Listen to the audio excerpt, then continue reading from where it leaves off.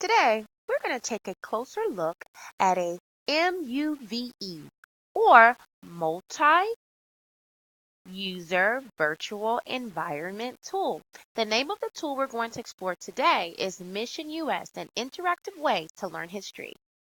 After navigating this tool for about 30 or so minutes, I've become very familiar with how it can be used. It's very user friendly, and I also think that it is engaging, and it's a great way to help students make that connection and also allow them to go places that they cannot go. Sometimes it's very difficult for students to contextualize historical events and understanding what happened and why different things happen.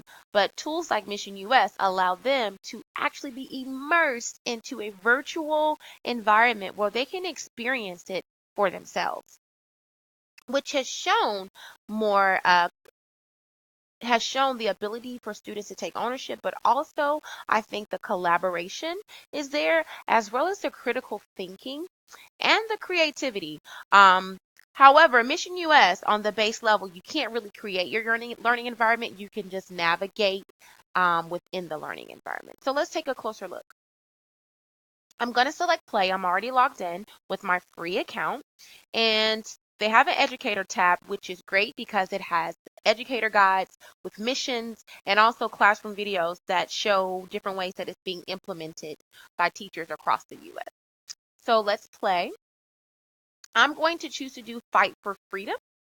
And in Fight for Freedom, they give you opportunity to meet the characters, to see a quick trailer, so you have a preview. But we're going to go ahead and play.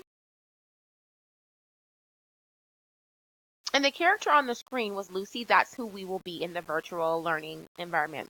As you see, I've already played. So we're going to go to continue.